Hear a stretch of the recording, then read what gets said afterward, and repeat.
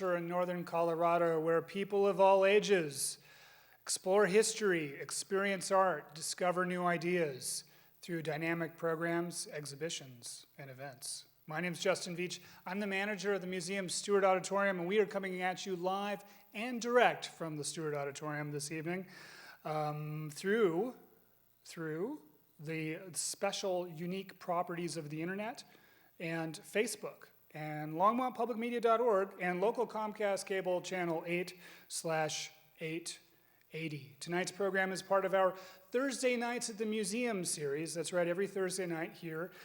We are blasting out to the internet, conversations, panels, lectures, readings, performances. So every Thursday at 7:30, feel free to tune in and join us. I'd like to thank all the people who make these programs possible. The Scientific and Cultural Facilities District, otherwise known as SCFD, the Stewart Family Foundation, the many museum donors and members that we have here with us, and the Friends of the Longmont Museum. Let's not forget the Friends of the Longmont Museum. And perhaps you in the future member, future donor to the Longmont Museum, if you care about the arts and culture here in northern Colorado and would like to see us thrive even more than we are amidst COVID here, please do visit our website at www.longmontmuseum.org. Tonight's program is part of a new series that we launched back in the fall, back in September. It's our Community Arts Spotlight series, and so twice a year we celebrate the work of a fellow Colorado-based arts organization by inviting them to join us for a conversation about their work. This past September, we welcomed Cleo Parker Robinson to the museum in celebration of her dance company's 50th anniversary. That's actually still up on our Facebook page if you'd care to check that out. Tonight, we celebrate the 50th anniversary of yet another great Denver institution, Sutiatro Cultural and Performing Arts Center, currently the third oldest Chicano theater in the country. Sutiatro's mission is to promote, produce, develop, and preserve the cultural arts, heritage, and traditions of the Chicano Latino community, as well as to advance mutual respect for other cultures and to establish avenues where all cultures may come together. We are pleased to welcome Sutiatro's Executive Artistic Director to the Longmont Museum this evening, Tony Garcia. Born and raised in Denver, Tony is an award-winning playwright, musician, composer, educator, social activist, mentor, and nonprofit leader. Over the course of nearly half a century, he has brought issues of gentrification, racial inequity, immigration, impacts of war, and even the trials and tribulations of love to light through Sutiatro's varied programming. Tony grew up surrounded by the Chicano movement and was influenced by its tenets around social and political justice and cultural identity. Raised in Denver's West Side neighborhood, Tony was one of hundreds of Chicanos who were involuntarily displaced to make way for Denver's Auraria campus. He saw firsthand how the effects of social and economic neglect of a community can result in extreme hardship. Tony was shaped by this change, but found strength in his identity and voice. Tony received a BA in theater from the University of Colorado at Denver in '72, and in '72, he joined the student organized theater group, Sutiatro, as a guitar player, and I think we're going to see some evidence of that guitar playing tonight. He soon became the primary playwright, director, and creative force behind Sutiatro. In addition to running the theater, Tony has expanded the American theater canon by contributing more than 40 new plays and original works for the stage, inspiring a new generation of Latino artists and leaders in the process. Through Tony's commitment to cultural equity and a desire to broaden the mainstream, he has worked to influence arts policy, creating opportunities for the Latino arts sector and offering an opportunity for the Chicano and Latino community to share their stories, history, and experience. Tony served as a faculty member in the Department of Chicano Studies at Metro State College for over 25 years. He's a board member of the National Association of Latino Art and Culture and a former board member of the Western States Arts Federation. His numerous distinctions include being named Denver Post's Theater Person of the Year in 2010, an artist in residence at the Island Institute in Sitka, Alaska in 2009, the recipient of the University of California Irvine's Chicano Literary Award for Playwriting in 1989, and was awarded the United States Artist Rockefeller Fellowship in Theater Arts. In 2011, Tony was named a Bonfils Stanton Livingston Fellow.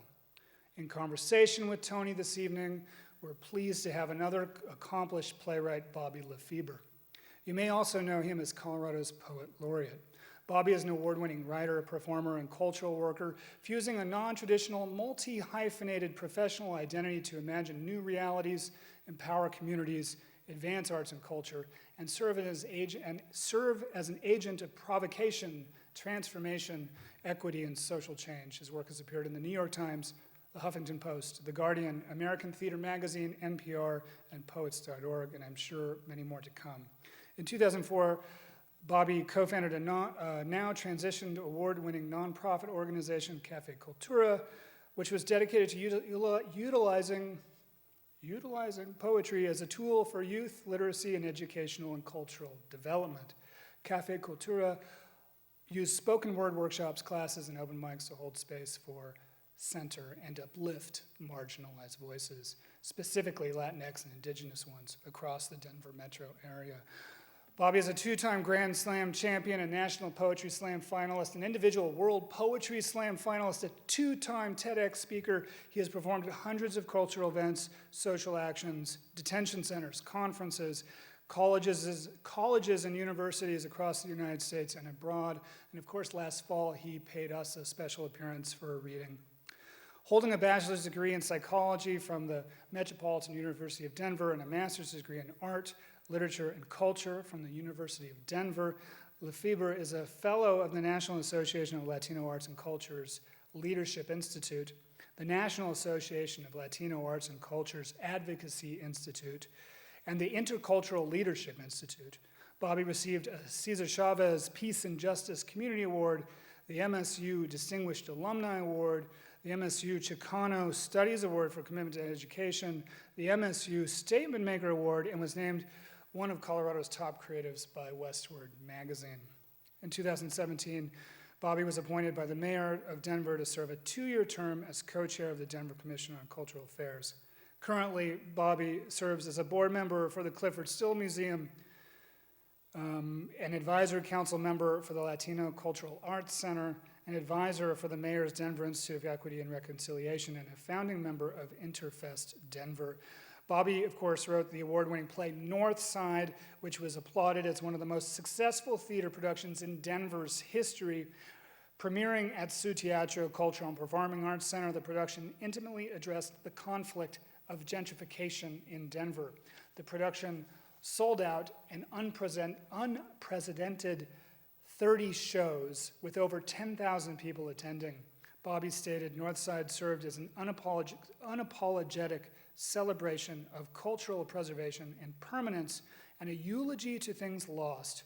He called it an urban, colloquial story of power and privilege, unflinching love, and the innate human need to belong somewhere. The production led to Bobby being named Colorado Theater Person of the Year.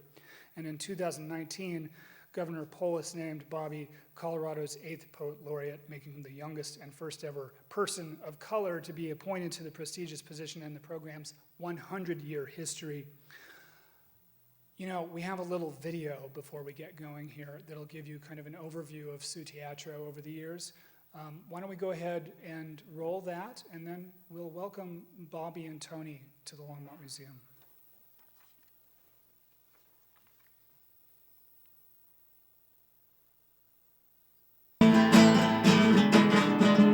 I grew up in a Denver that was segregated. And as I look at this city now, it is brown, it is white, it's the Southwest, it's Mexico. We've pretty much got everything. And I think we are continuing to figure out a way of all of us having everything all in the same place and all of us being able to be a part of it. My name is Tony Garcia. I am the Executive Artistic Director at Sutiatro. Sutiatro is a cultural arts center. We're called Sutiatro because it means your theater. It never belonged to us. We are a producing company, which means we create our own work. And we are a presenting company as well, which means we bring in other artists. We also have a youth component, the Cultural Arts Education Institute. So it's a place where there's usually something happening It's a place where we want people to feel comfortable. We want it to be very welcoming. It's not my teatro. It's your teatro. All right, let's go. Are we ready? The importance of Sutiatro is the needs of the people, to serve its community. It's an active theater. We're doing contemporary pieces, and it reflects the conditions and the emotional changes that take place in a community. And let's take it from a picket sign. Ready? 1, 2, 3, 4. You walk into Sutiatro on any night of performance, and you'll see this rainbow community sitting in here. They'll be speaking in English and Spanish. They consider this their home. This is theirs. It's like you're sitting in Tony's living room. When you say the word community, Sutiatro is community.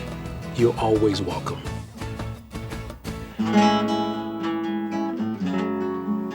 I'm out of tune now. Sometimes it doesn't matter that you're out. Watch it. For me, I started to find art in not only music, not only in words, not only in visions, but in food, in clothes, in breathing, in people's faces, and just all those human interactions, because that's what it is. Art is about human interactions. Never do anything just because I told you to do it. Okay? Do it because you understand what I'm telling you to do. Tony plays all about people and how people impact each other. Then you put into that his use of music. It just brings all the flowers to it, I think.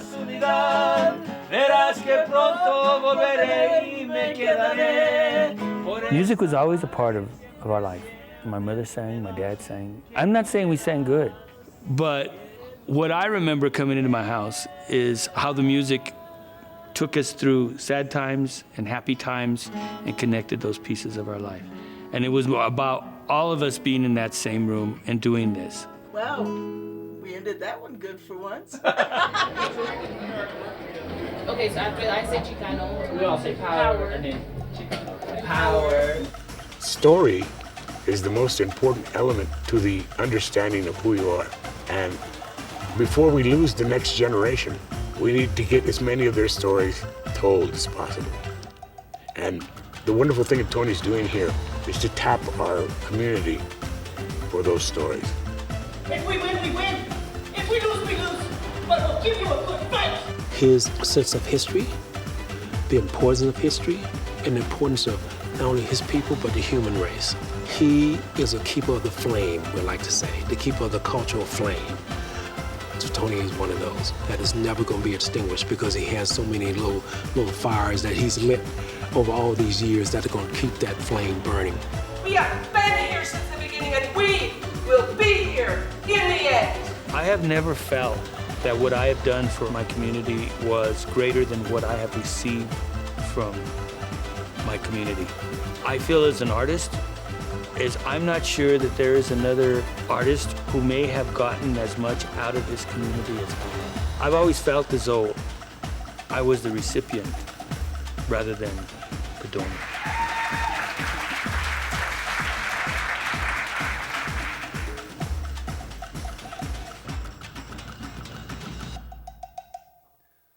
Ladies and gentlemen, please welcome Bobby LeFebre and Tony Garcia to the Lomont Museum.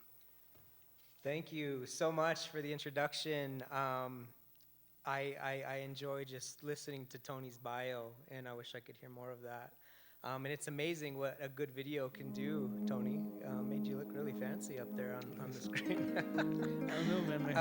I think within every material and every human being, there is the ability to elevate yourself. Yeah, there's voices in the theater. No, thank you so much for having us. We're really blessed to be up here, to be able to be in conversation.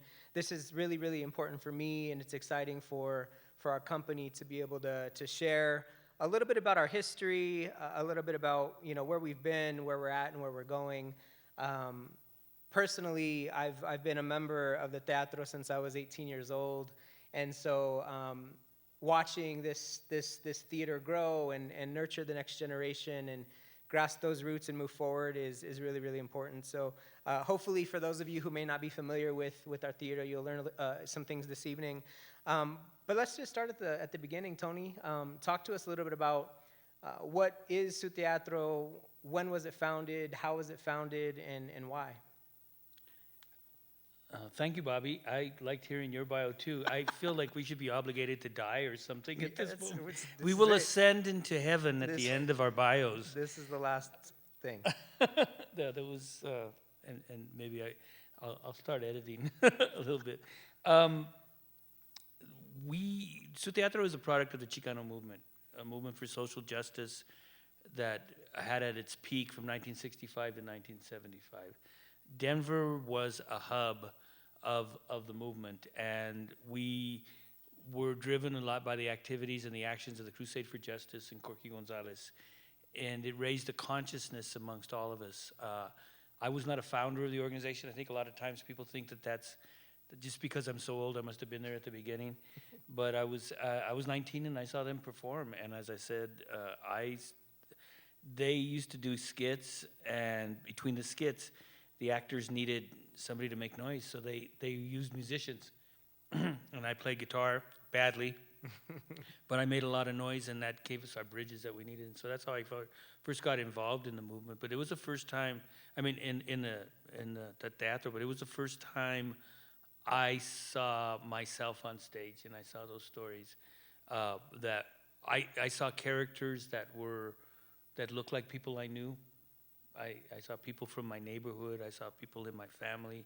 And I also saw that I could do that stuff. You know, I can play those because I understand those people.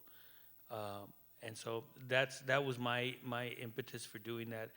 I had always knew I was going to be a writer. I'm sure, because I want to actually turn this question on to you, because I'd like you to tell me about your beginnings of that consciousness too, and you know, as we move through this stuff.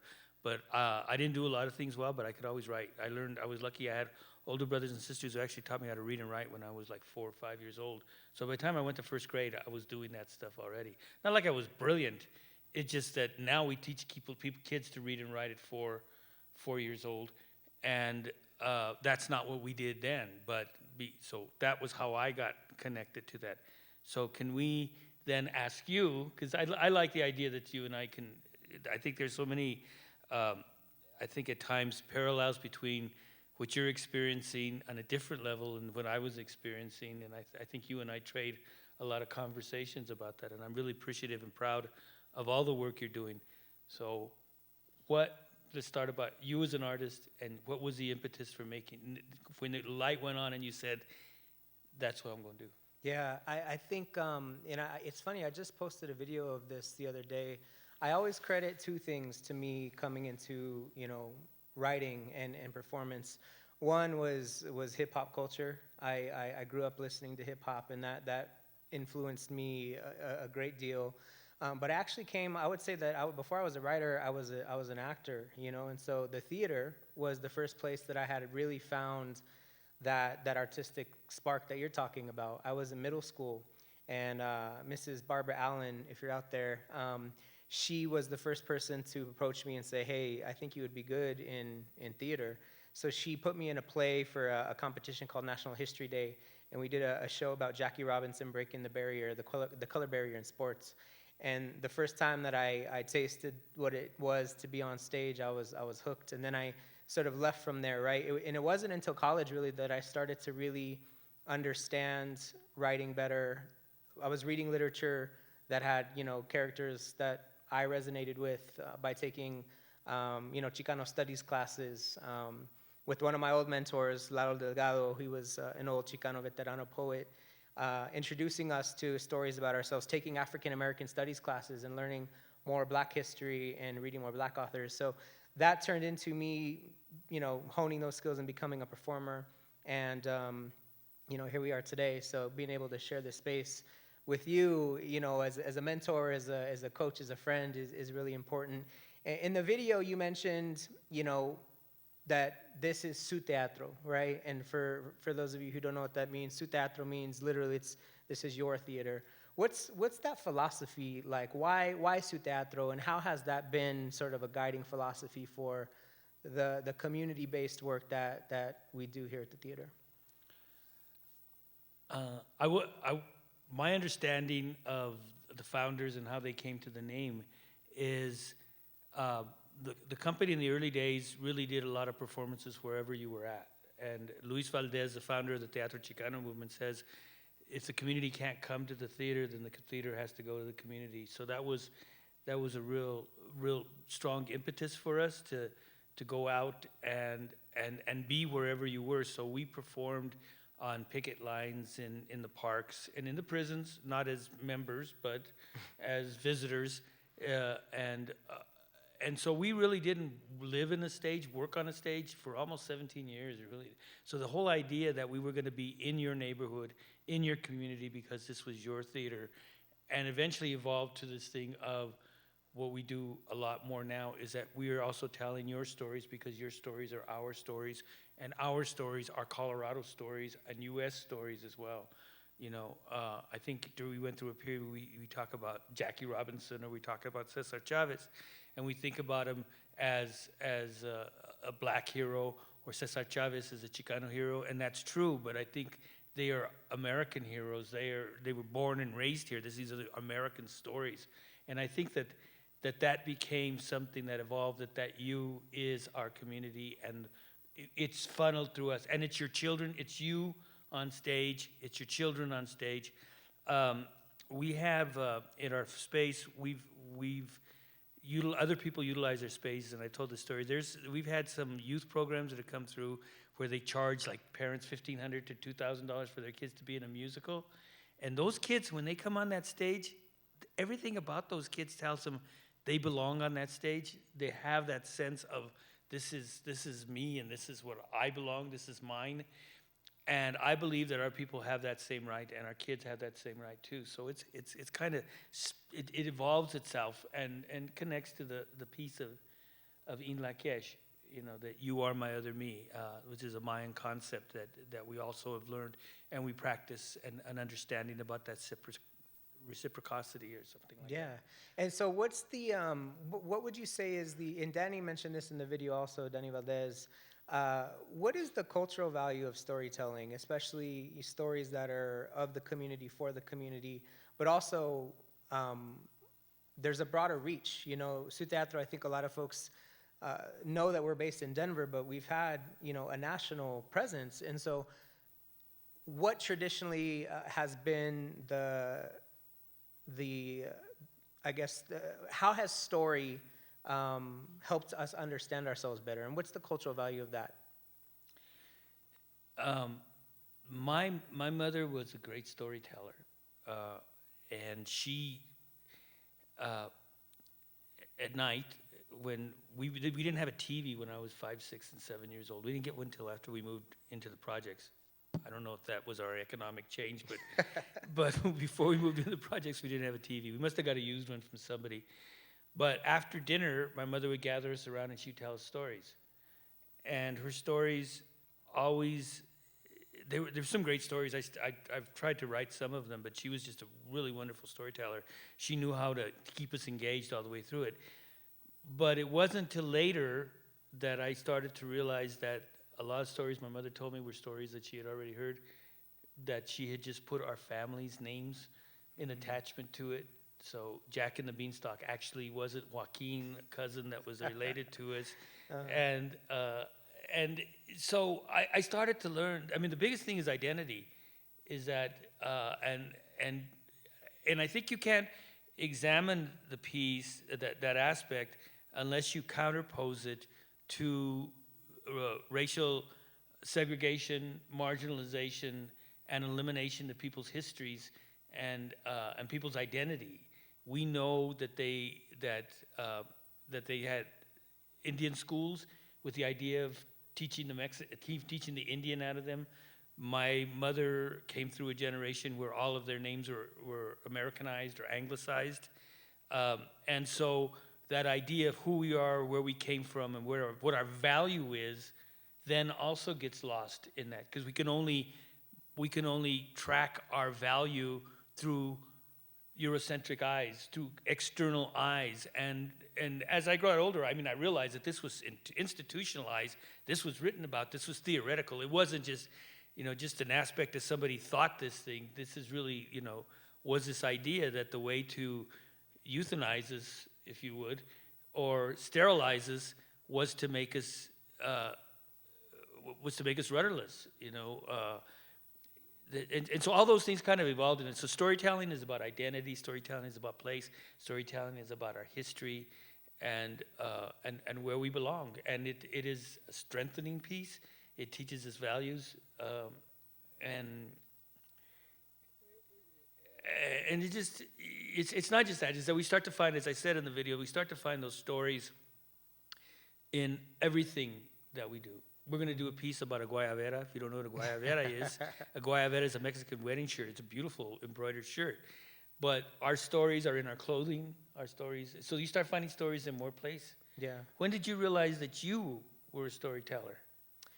I think I started to recognize it when I started doing Poetry Slam. I had the first Poetry Slam I ever participated in, I won, which was rare in a city like Denver because at the time, our poets were always really good. They were good writers, they were good performers, and I kind of was late to the, to the slam game. But the homie Panama Soweto, so shout out to Panama.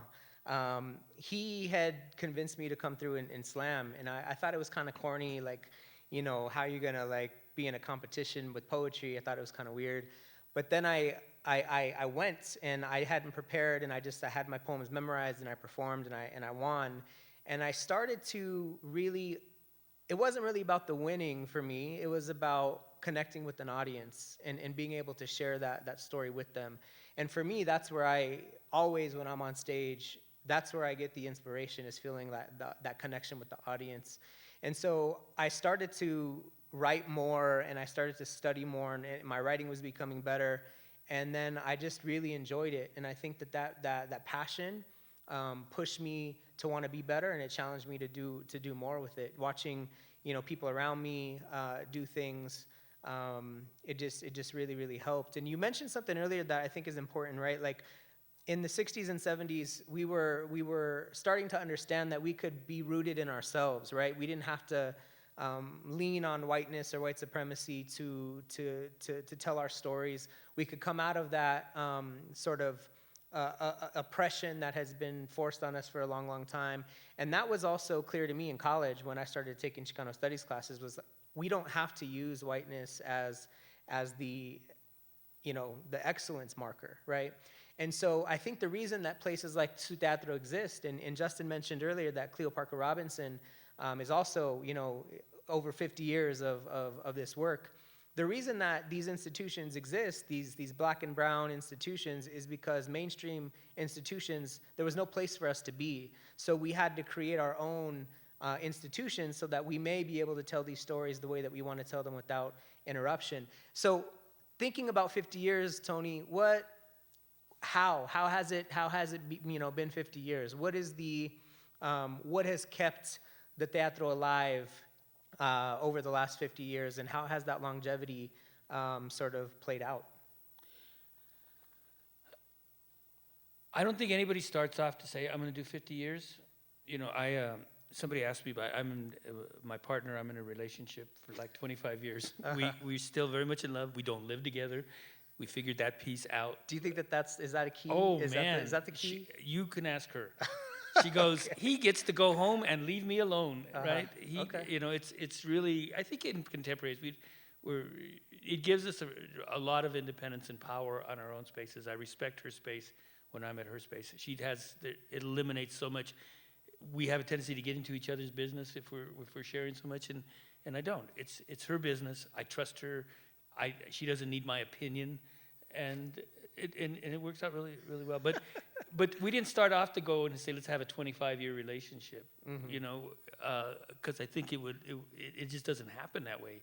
You fix things as you go along, and you adjust things. And I could tell you 20 years ago, I was begging her to say, I think we need to move to a place where we get married. And she went, no, I don't think you know what you're talking about. And of course, she was right.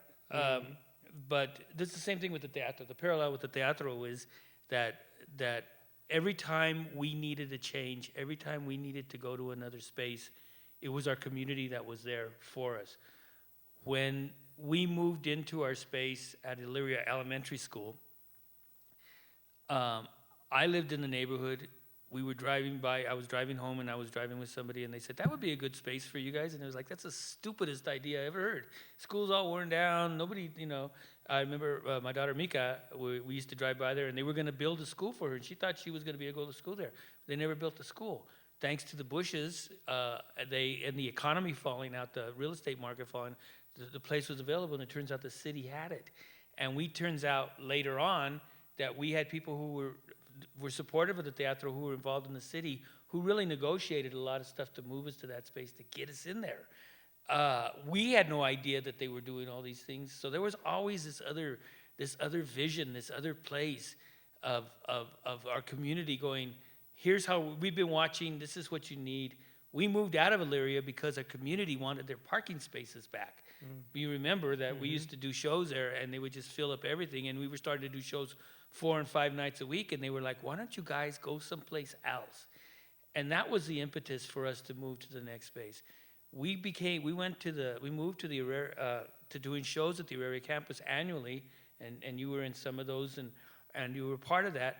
And we did that because Laura Katara, who was a teacher at the University of Colorado at Denver, said, I'd like to do this. I had this idea of using the project and doing something at St. Cajetan's. Well, I was baptized at St. Cajetan's. I knew about St. Cajetan's.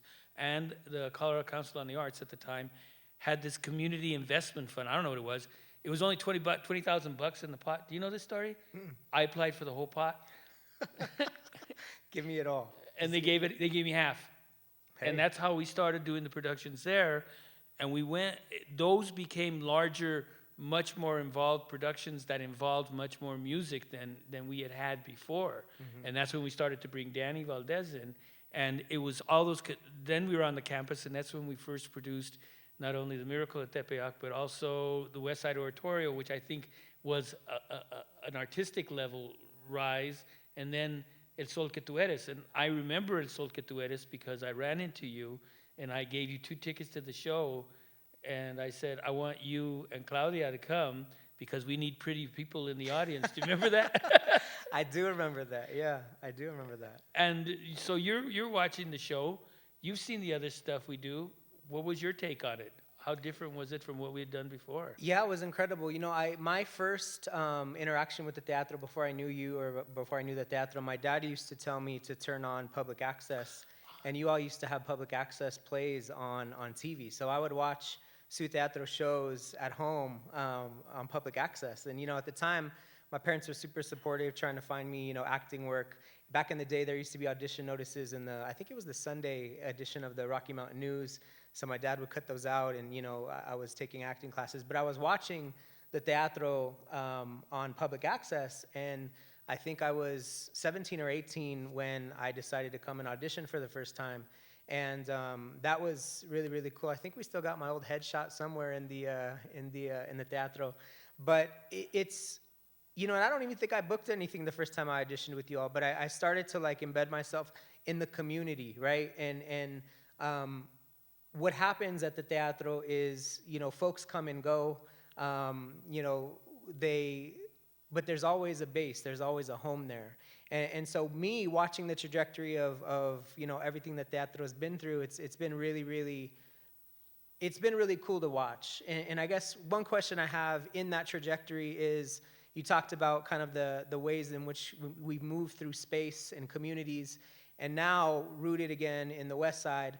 How did the acquiring of the Civic in our current space, how did that, support and elevate the next, 5 to 10 years of the Teatro's history? What did that do for the organization?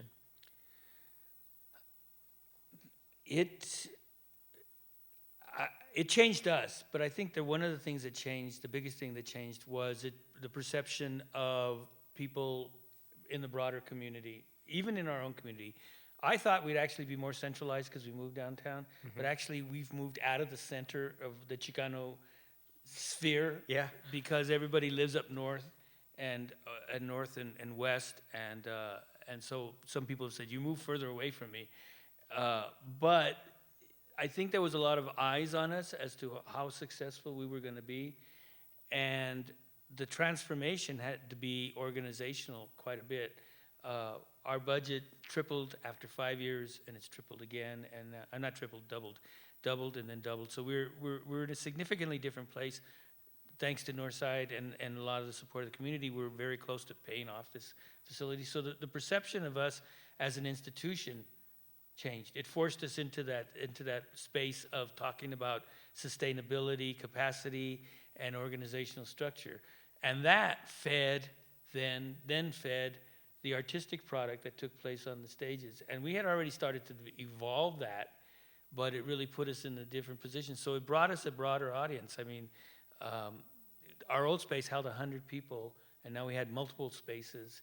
And I think a lot of people come, they don't know what the hell we do or where we are. But it doesn't matter, because what we do is what you said we do. You know, it's about coming through that space, having a home, and building something that we're all a part of. And I think that's at the core, that it is about building something. And you know, I've had people tell me stories about coming and seeing some of the actors, and sometimes I go, okay, they're a little bit rough, and we don't put them in a position where they're going to have problems. But then they come back at another time and they go, Jesus Christ, what happened? Maybe they don't say that about Jesus, but but we've had that, you know, and I'm thinking of Aaron Vieira in particular. Not that he was rough. He was green, but you see that he evolved into a really very, very talented actor over a very short period of time. Mm-hmm. And you also, not that you were getting your feet wet, and you did a lot of the poetry slams.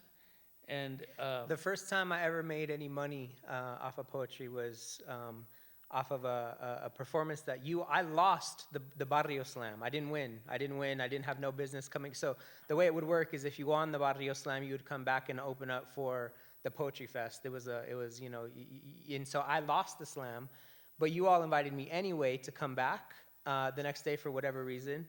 And the first time I ever made any money for reading poetry was at Sutiatro. And it was not even for earning it through winning the competition, because the winners got paid. And that also for me was the first time that I felt that art and culture and community was being cultivated in a way that was genuine and authentic, and not rooted in status or not rooted in, you know, who wins or loses. But there was a merit that you saw in what I was doing, and you invited me back and paid me for something that I didn't even, you know, deserve according to the rules of the game. And so I still have that check, the canceled check, I keep a little, you know, heirloom box, and that is one of the things that I treasure most, because the story was, to me, is super special, and I think it represents the Teatro in so many ways. You also mentioned that, you know, some people still don't even know what we do, right? There's this big, beautiful building that occupies, I don't know, a quarter of a block or something. And, you know, we call ourselves a performing arts complex. And so what in addition to doing plays do we do at Sutiatro? What would you like people to know about the range of things that we do there? So the Poetry Festival used to be the Neruda Poetry Festival, then became the Barrio Slam, mm-hmm. and now it's called the Word Fest. And it allowed us to spread it out to really talk not only about spoken word, but stage performance and visuals. We had Jimmy Santiago Baca there, and we've had art exhibits. We had Cleo Parker. I saw Malik. We should give him a shout out mm-hmm. for being in that video. He's also going, where am I? His wife probably has him running to get stuff from the lobby. That may have been what Olga was going, hey, and bring back 2 Cokes. So we do the Neruda Fest. We also do a music festival, which is running into its 25th year soon. It'll be 25 years old. And it's a pachanga, it's a party, it's a great 4 nights of the The Hall of Fame, the Chicano Music Hall of Fame, which I think you saw the banners in that video, takes place there. People come out and they dance outside. We always say it's outdoor festival with indoor bathrooms, ladies. It's much more, it's definitely. It gets turned up, yeah. It's a fun time. And it's a great time to have a party, and it's about music. And we also are getting ready to do the Chicane Indie Film Festival, which is also running in 20 plus years. And it's films from all over what we call the Latino world, right? Latino world cinema, and so it's a variety of different stuff. And one of the biggest things that we're really proud of is the work of Grupo Volarte. Volarte means that you will fly. But the youth company that has been under Micaela Garcia de Benavides and Jose Guerrero, they have been working with a group of students for for time. The students, fortunately, wonderfully went to Scotland a couple of years back and performed one of our early productions out on the streets of Scotland. It was really, I saw the video and it was just a really beautiful experience. So there's a broad variety. We also have a gallery space. We're not really a visual arts organization, but we do collaborate with visual artists to put different pieces into that space. So and we tour. So it's like it's a cultural arts center, and when a community center, it's just all those pieces in there. But clearly the strength is really right now. It's my strengths, which are the music and the film and the stage productions. I assume at some point when I move on and you guys are running it and stuff, it'll have other strengths in other places that are emphasized. Mm-hmm. Yeah, I love the way it's like we reach back to the roots to tell current stories so that we also have an avenue to the future, and so obviously right now the entire world is in shambles. There's so many things happening. How has in the moment where we are right now, what mid-pandemic, how has Sutiatro continued to produce during this craziness? Has it been difficult? And what's changed and what stayed the same? I think you would agree that one of the most impressive aspects of communities that are marginalized is their resilience. We're going to sing again about, this is another preview of what's coming up for you. Yeah, our collaboration is that this resilience that comes and the use. There's actually a term called rasquachi, which is utilizing things. They would call it, what do they call it now? Repurposing kind of stuff, right? But it's refashioning things for new uses and such. And our community's always been really resilient. So I think we've always had that, that ability. And so we, like everybody else, have started to do more virtual stuff. The kids are doing a combination of such. It's definitely cut off any kind of real production kind of stuff. We could do what they're doing here tonight. And I did tell the actors the other day that one of the reasons I haven't brought them in to be on stage, because I can't, they just don't keep their masks and their distance. They're just, people forget. And so it just became, so we, like everybody else, struggled. It cut off our earned income, and we can't rent the building. We can't make money off the productions. We can't make money off concessions and stuff. So it really, really limited that. But it really put us in a position for us to actually be able to move out more nationally. And so we've been able to do readings with people, actors and performers from around the country, collaborate in different ways than we've had before. We work very hard. Our development team has been taking advantage of the opportunities that we've had to keep us afloat. We've not laid off anybody, any of our staff, and actually we created what we call the Peso Fund, which was an acronym that I made up, but I can't remember what it stands for. But what it was, the Peso Fund was for us to help support our artists who have been on our stage who may have trouble. And I think you were a donor to it, and I was, and it's been a fund where people have been able to apply for it, and it's helped them out. And we still accept donations, and we still give out funds. And some people have taken the fund, and then once they got back on their feet, they turned around and they paid. So it's really been a community effort to keep us going and keep us moving forward. I think the other thing that I really just love about being a part of this community is the friendships, the community that we build. there are folks in our company that have been around for decades, and I think that relationship building is unique in that we lean on each other, we support each other in and outside the teatro. When we've got stuff happening, we tap each other for things, we bounce ideas off each other. So in the history of your time in the company, it was mentioned that you have, I don't know, over 40 plays right now to your name. And that doesn't mean they're all good. No. This is true. Get the book. You could read some of the good and some of the bad and some of the ugly.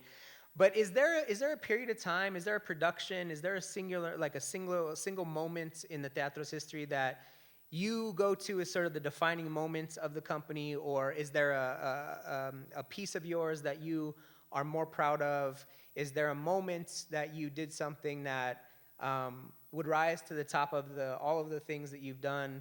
Do you have a favorite moment in the last, however long you've been with the Teatro? I think that's a real difficult question because there's so many things.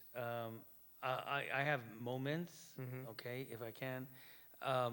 I think when we produced La Carpa Aslan Presents I Don't Speak English Only, I think that production was, we just done a renovation on our stage, and we've been closed for 8 months, and we did it collectively. And what we presented was so different than anything else that we had done before. And it was, people were talking about it quite a bit, and we sold out forever, but we had a tiny little theater that we were trying to sell out. But it was really, we were able to put together all the elements of the political satire. Being smartasses has always been a core of Sutiatro stuff, right? I think watching you and Hugo work together in Northside, because Hugo Carvajal was a member of our company when he was a teenager as well, and watching you guys put together that incredible production that just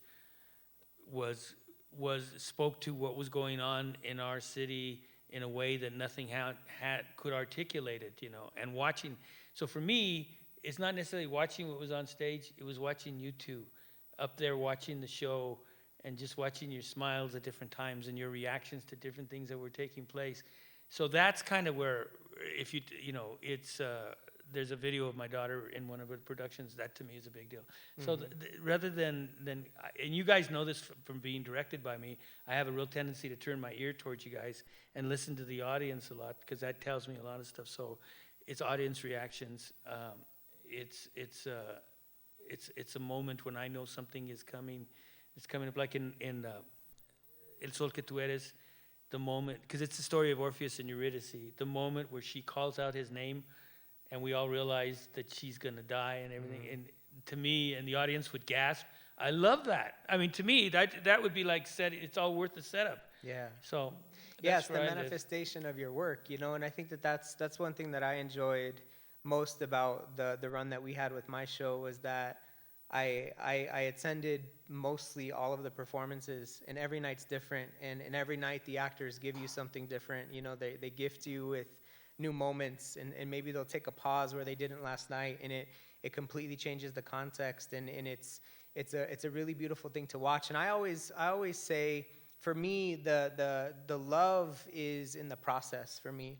So for me, working with Hugo and in our cast and developing the show, every night in rehearsal, the good, the difficult, that's where the growth happens and the love happens, and that's also where the community building happens. When you spend time with people every night for multiple hours, and you're going through the same thing, and you're charged with creating this thing together, right? You're charged with bringing this thing to life. That's where it happens, and you can't help but become close to people and all of those things. And so when you think about where we're headed, into the future, what's gonna propel us, into another 50 years? Where are we headed? Where is live theater headed? And what do you see for the company moving forward? I think that we're fortunate that when you and I had this conversation, one of the things that struck me is that at some point we're saying yes, that Tony Garcia moves on in one way or another. I am doing what I want to do. I'm doing what I'm going to do no matter what at some point. But we've also, if a transition happens and whenever, you guys are going to be in your 40s and 50s. It's not like the transition goes into 20-year-olds, right? It's already going to go to people who have been 20 years with the organization. So my idea, my hope is that we are already producing that work and have created all of that infrastructure so that we start to move. I've always said when I move out as artistic director, whatever person takes over, whether it's a group or how that evolves, and it is evolving already. We have a whole team that does stuff. My job is to support them, participate with them, and have them feeling comfortable.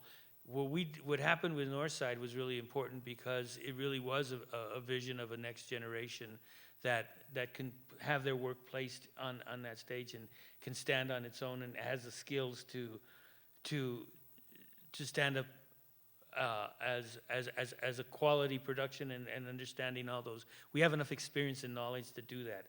So my sense is the transitions like that should be fairly seamless. They'll be different. And so I would really like to see, we definitely want those relationships to happen more on stage. You know what I mean? We're always searching for, I'm going to have my projects, but I think there's combinations of those things that are happening. I think that the kids, Mika talks about who runs Bolarte, that they're ready to go on. They want to know when they're going to be on the main stage. They want to know when their productions are going to go up. They're ready to do this stuff, and we need to create that vehicle for them to do that. And sometimes it means me supporting it. Sometimes it means me getting the hell out of the way. Like I got out of the way. I got so many compliments on Northside, and he's like, you know what I did? I stayed out of their way. I stayed out of their way quite a bit. Yeah.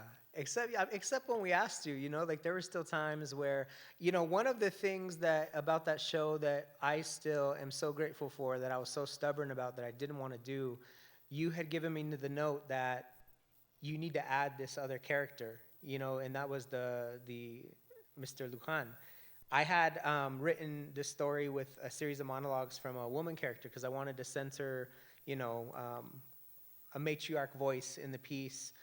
But I'll tell you what, it was one of those moments where I had to either crawl into ego and dig my heels in and say, no, I don't want to do this. This is my thing, or listen and see what happens. And I'll tell you what, some of the most profound moments in that show were between those two characters. And had it not been for that advice, that mentorship, that vision that maybe I didn't have, the bigger picture that sometimes we don't have as we're growing, it would have been a completely different show in the heart of it. And so I'm grateful for the stepping away and the creative freedom, and the times that you did pop in and drop those gems that, from afar that you were seeing. So that was a really cool experience. And I think going back to what you said about the next generation, I think we're also at a really unique point in our society, right, where we're having these questions again about racism, the whole civil rights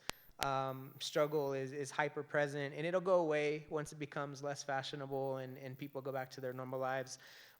But do you think that the goal is for Sutiatro to exist into another 50 or 100 years?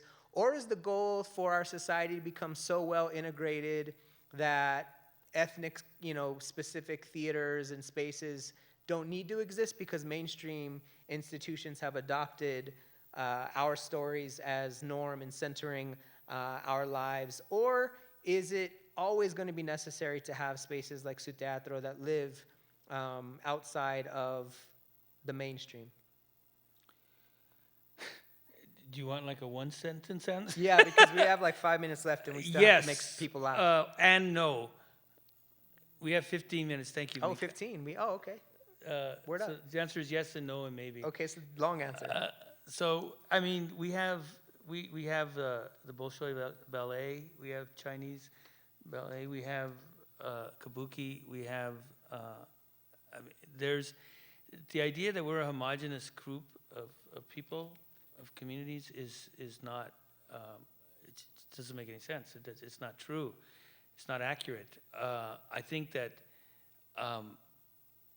It's going to be a very interesting. I saw a show the other day about the Apollo, and I think that there's a lot to take from that.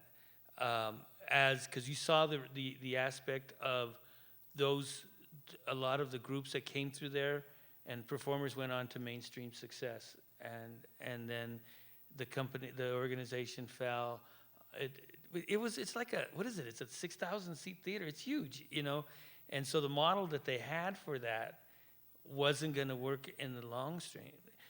I think you can perform on any stage in the country. And I think, though, when you perform at Sutiatro, it's a different performance that you give. And it'll always be. And we produce plays in English and Spanish, not completely in Spanish, but the way that people here speak. And I think people forget about our proximity to Mexico and that bilingual culture. That is a part of the Southwest. And I think it will be, the most prominent last name in California is Garcia. And the most prominent last name in Texas is Martinez. Yeah. And we probably know all of them. But I'm saying that we're not going to disappear and we're not going to go where. And I just saw Ma Rainey's Black Bottom on television and stuff. It was incredible, beautiful. That play is about the United States, it's about America, but it's unique. It's not, and you can do it in mainstream theater, but it needs to be done also in our spaces too. So I think the issue is really going to be how we are as a model, and how we adjust to that. Because I think we do. The mainstream culture will accept what we're doing. It really wants to be a part of it at that time, but it can be there, and it can be other places too. I think the model. It's going to be a complicated question, but right now we're really struggling with this question of white versus everything else, kind of. That's the pace we got to get through is a post with that guy that used to thinks he was president who won the election, but he didn't. That's the danger piece that doesn't allow people to then go, what's the next step? We're not going to change the issues with immigration that are happening presently, I think, without changing the dynamics of what's going on in the Caribbean cone. That we created that problem. In case you don't know that, we created that problem in the 80s. And so all of that, there's a lot of deeper, and where do we fit in all that is what's going to be, what is our adaptability to be in those spaces. There'll always be a need for what we're doing. Yeah. And it's not about dominating, it's about participating. Let's switch gears a little bit. I think one thing that we get caught up in sometimes is in celebration is just looking at all the good, all the bells and whistles, all the, and we should, right? There's definitely things to celebrate, but let's talk about what are some of the hardships that the Teatro has experienced over the time that you've been, a part of the organization. What has been difficult, and how have those times of strife or just how has that also influenced the work and contributed to the success of where we're at right now? That's a really interesting question, because we get so caught up in we're going to overcome this and we're going to do it. My mother used to say that we came from a long line of people who didn't know any better, that we didn't know that we couldn't do this and we couldn't do that and we shouldn't do that. And that's my lineage. I think we went, when I first started working at the Teatro, we celebrated the first year when we got paid every week.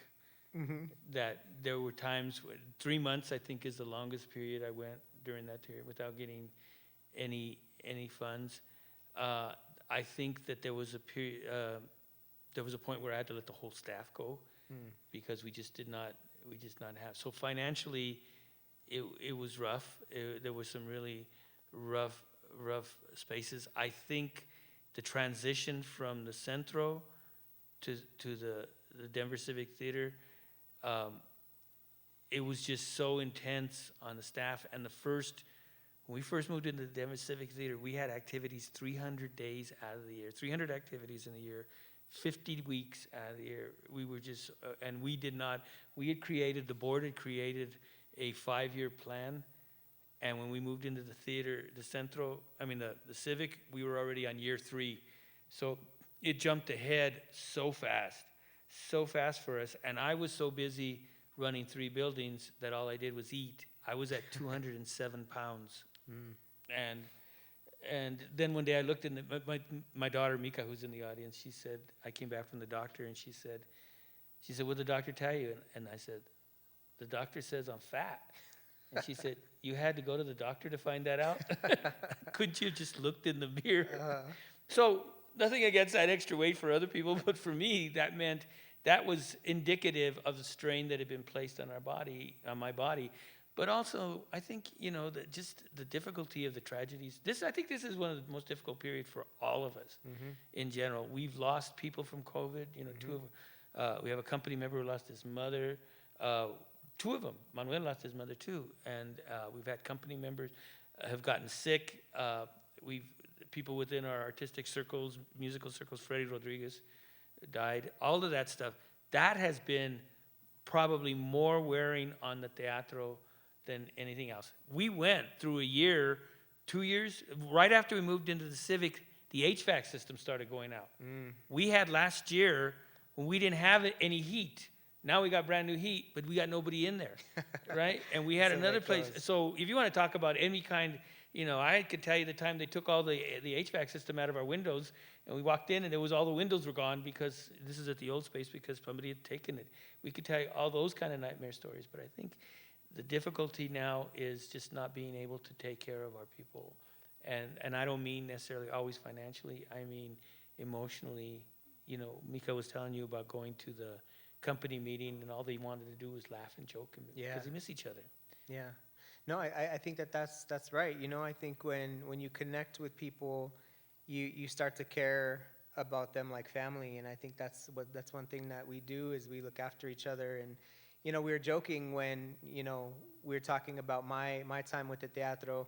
It's been and I think this is true for all of us. It's like one day we're an actor, the next day we're directing something, the next day we're mopping the floor, the next day we're volunteering, passing out flyers at the door, and there's the sense of hierarchy is just really just dismantled, and I love it because it feels circular, it feels communal, it feels like family, and in a arts system and economy and ecosystem that isn't usually like that, like a lot of the work that I do, to be honest with you, is super transactional. People want me to come in and do something, I come in and do the thing, they pay me and I leave, and it's hard for me sometimes because I'm used to this community-driven process, and that's what was so incredible about Northside in our show is that we didn't only activate people, our audience, in the folks that come to the Teatro. We didn't only seek to bring people in. We really tried to figure out how we could make a ripple out into community and do a lot of the work that the Teatro has been doing for a long, long time, because it's never really just about the show. It's about the story, it's about the politics, it's about the community, it's about all of the things that surround the issues we're writing about. And I think a lot, I want to ask you, Tony, because we laughed all the way up here, and I think you're pretty funny, whether or not I say it enough or whatever, like you make me laugh. Some of your jokes are terrible, but you make me laugh. So tell me what the role of that is in your work, because I do think that is, it's rare to get through a Tony Garcia piece, a Sutiatro piece, and there not be some lightheartedness, even, in the most tragic of stories or the most difficult thing to swallow. You always make people laugh. You always find a way.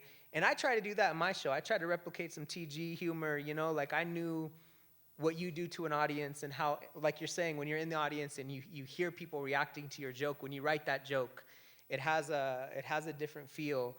And so tell me, is that a super intentional thing you do, or what is the role of comedy in your writing process? Mexicans are the greatest at laughing at tragedy.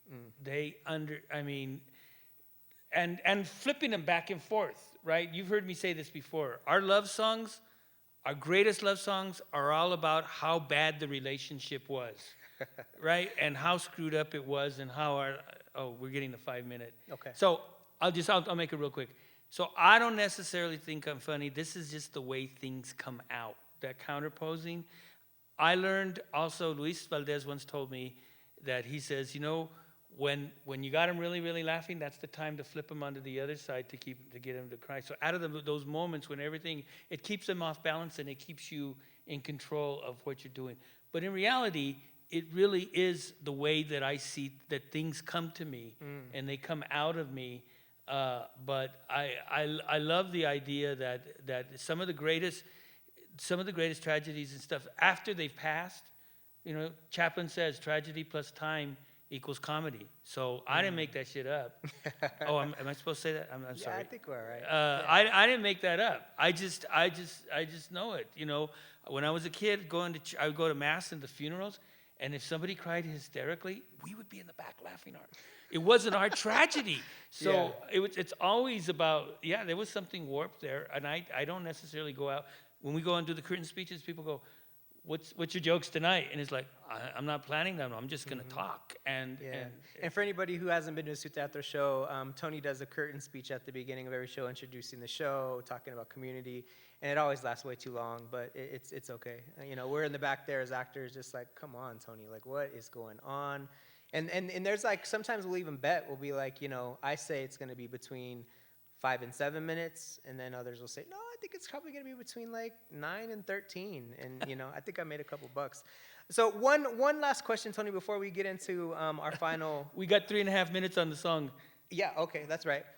One question though. Mika says we're fine. For those who are watching who may not know about Sutiatro, and this is their introduction, what is something or one or two things that you would really want them to know about Sutiatro? I would say the biggest thing is that everybody's welcome there. It's a space, as I see Latinos acquiring more access and opportunities and such, that it's really important for us to know that, to let other communities know that they're welcome there as well. We've done stuff with Filipino communities, we've stuff with Arab communities, but all are welcome there, and that it really is, everything that we say is straight up. You need to.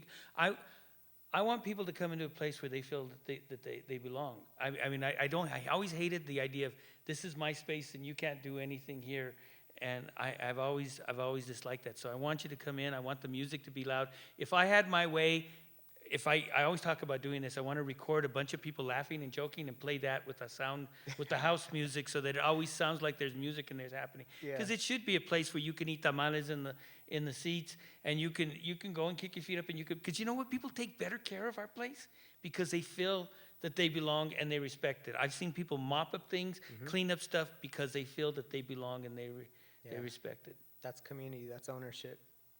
So you wanna do this? Yeah, let's try it. Okay, so I'm gonna move everything around here, and I think I gotta have room to play the guitar. So I won't do a long intro, other than to thank Bobby for doing this. We wanted to do something. I wanted to do something with him that played to our strengths, and I'm glad that he figured out that there's a whole second part of this that we're doing. Just in case, if you're watching and you don't know what these two things are, a guayabera is a shirt, and chorizo is a sausage, spicy sausage. Let me give you a hint. If you ever go to a restaurant and the waiter and the waitress is telling you, or the wait person is saying that they're going to give you chorizo, don't get it. If they say they're going to give you chorizo, then you're probably in a better situation. So here we go.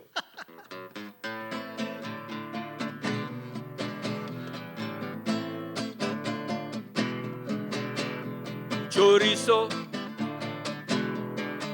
I spilled chorizo. I spilled chorizo on my guayabera. It was a Sunday morning in May, a white shirt Sunday morning, a Sunday morning in May. Chorizo, I spilled chorizo, I spilled chorizo on my guayabera. It was a Sunday morning. It was a Sunday morning in May. It was a white shirt Sunday morning, a Sunday morning in May. I was late to the Teatro for a 10 a.m. performance, running out the door with a cup of black coffee in one hand and in the other, 2 tacos de chorizo. Homemade flour tortillas, warm and mother-like, wrapped around scrambled eggs with jalapenos crudos and cebollas, put together with a love that Taco Bell could never imagine. Not being one to drive while drinking, eating, or texting, I did pick at my food, much like teasing before sex. It did not satisfy me. It only made me hungrier. Chorizo. I spilled chorizo. I spilled chorizo on my guayabera. Arriving at the Teatro, thinking I would find a corner to enjoy my meal, I opened the door and the lobby was packed.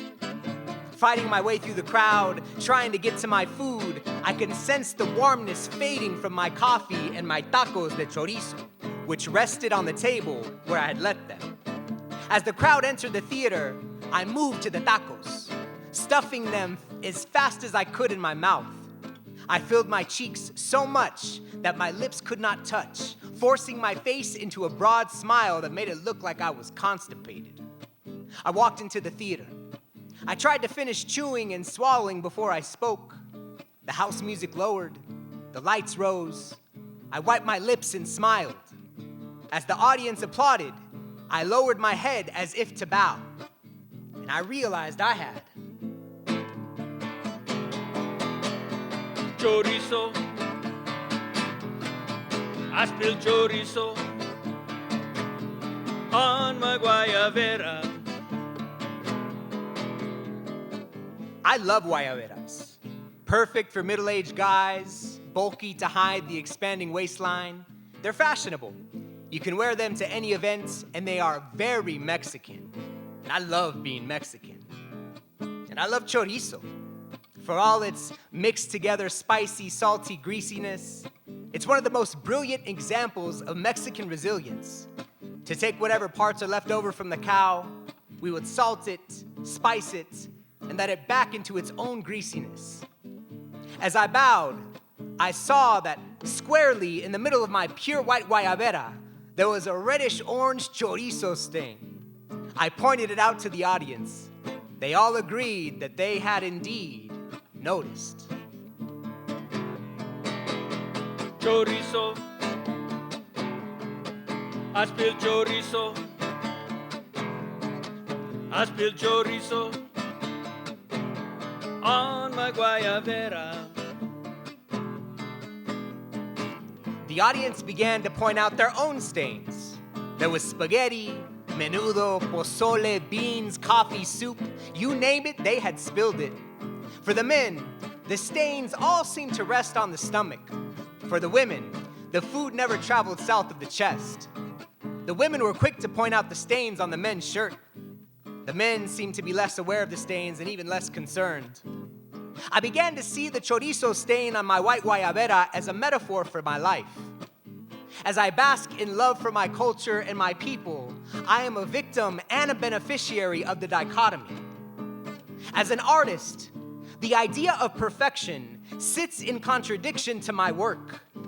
The only interesting thing about perfect is the search for imperfection within it. A chorizo stain is the imperfection that love creates in our lives. It is the disruption of family. It is the upheaval that children create in our homes. We clean the house, but we want the memory to remain. We can remove the stains on our clothing, but if we are lucky, it will be replaced with another equally interesting encounter with life. Chorizo. I spilled chorizo. I spilled chorizo on my guayabera. It was a Sunday morning in May. A white shirt, Sunday morning, a Sunday morning in May. Chorizo. I spilled chorizo. I spilled chorizo on my guayabera. It was a Sunday morning. It was a Sunday morning in May. It was a white shirt Sunday morning. A Sunday morning in May. My hands filled with a cup of coffee and 2 tacos de chorizo, I ventured into the world as I sought to experience the pleasures of life. Chorizo, I spill chorizo, I spill chorizo on my guayabera, on my guayabera, on my guayabera.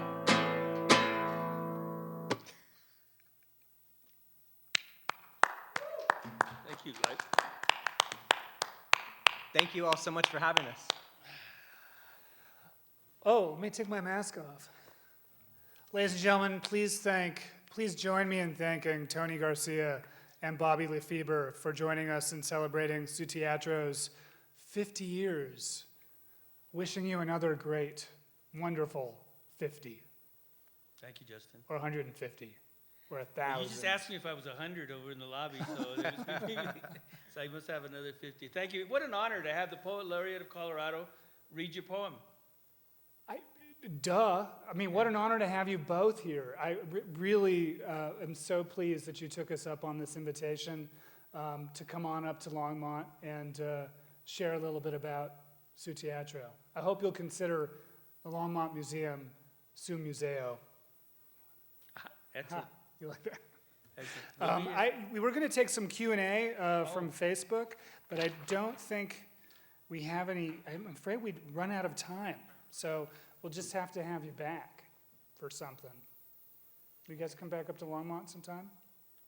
Yeah, next time we come up, we could tell this. I can tell the story about how, Tony just gave me props for being Colorado's Poet Laureate, but then was the first person to remind me that that's really not a big deal because before that, I was He was the Chicano Poet Laureate.